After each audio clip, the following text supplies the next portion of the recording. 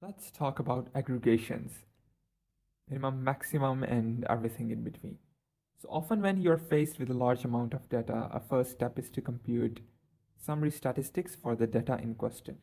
Perhaps the most common summary statistics are the mean and standard deviations, which allow you to summarize the typical values in the dataset. But other aggregates are also useful as well, like the sum, product, median, minimum, maximum, quartiles, etc. So NumPy has fast built-in aggregation functions for working on arrays. We will discuss and demonstrate some of them here, starting off with the summing the values in an array. So as a quick example, consider computing the sum of all values in an array. Python itself can do this using the built-in sum function. Import NumPy as np, l is equals to np dot random dot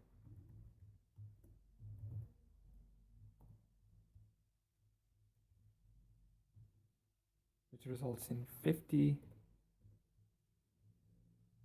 50.46175, and it could be random for every other person. So however, because it executes the operation in compiled code, NumPy's version of the operation is computed much more quickly.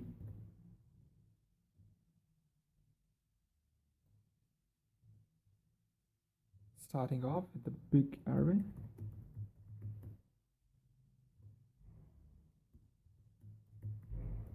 Big array is equals to np dot random dot rand 1,000,000, sorry, time it, sum,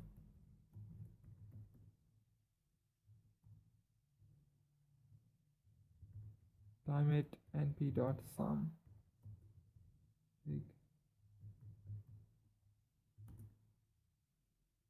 Now this will take some time. So be careful though, the sum function and the np.sum function are not identical, which can sometimes lead to confusion. In particular, their optional arguments have different meanings, and np.sum is aware of multiple array dimensions, as we will see in later lectures. So we got the result 131 meter per second plus minus 8.95 meter per second per loop, and 1.3 for ms plus minus 38.8 microsecond per loop. So now let's talk about minimum and maximum.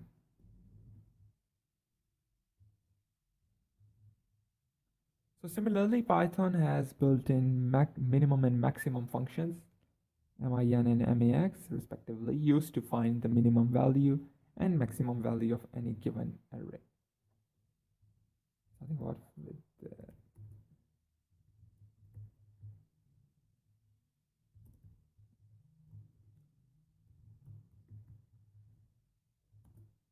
this gives the number this one.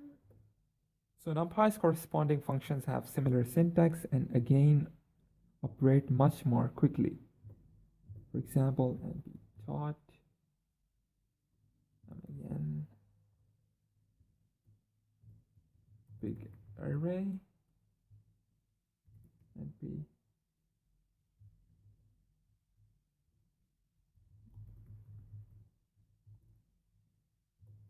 we got the result here. So now another code, percentage time it,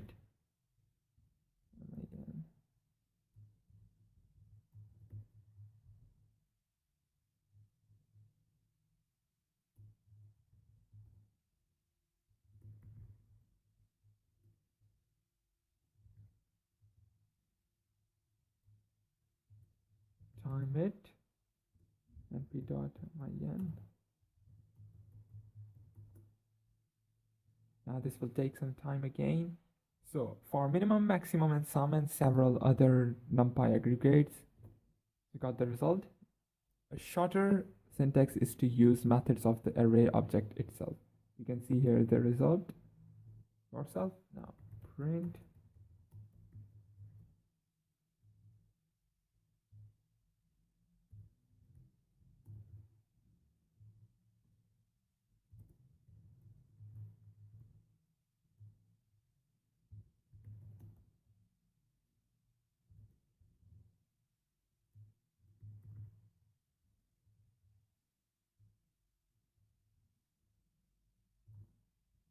This results in this number. So whenever possible, make sure that you're using the NumPy version of these aggregates when operating on NumPy arrays. So now we will discuss multidimensional aggregates. One common type of aggregation operation is an aggregate along a row or column. Say you have some data stored in a two-dimensional array like this. M is equals to np.random 3 print. This results in this numbers. So by default, each NumPy aggregation function will return the aggregate over the entire array like this. This results in this number. So aggregation functions take an additional argument specifying the axis along which the aggregate is computed. For example, we can find the minimum value within each column by specifying axis is equals to 0. So now m dot min equals to 0. This results in this. So the function returned 4 values corresponding to 4 columns of numbers. Similarly, we can find the maximum value within each row, as here stated here, mx bracket axis.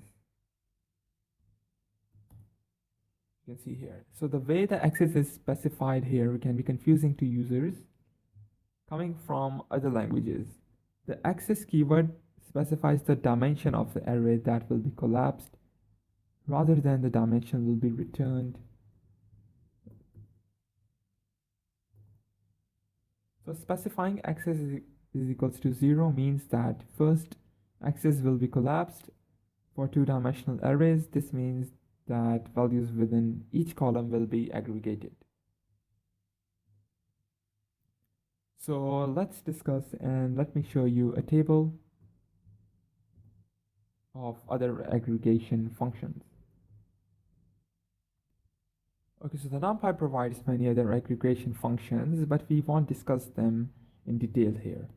Additionally, most aggregates have a NaN-safe counterpart that computes the result while ignoring missing values, which are marked by special IEEE floating point NaN value.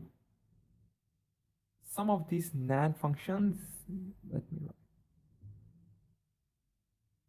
NaN-safe functions, were not added until NumPy 1.8. So they will not be available in older NumPy versions. So now let me show you a table that provides a list of useful aggregation functions available in NumPy. You can see here, we will see these aggregates often throughout the rest of the course.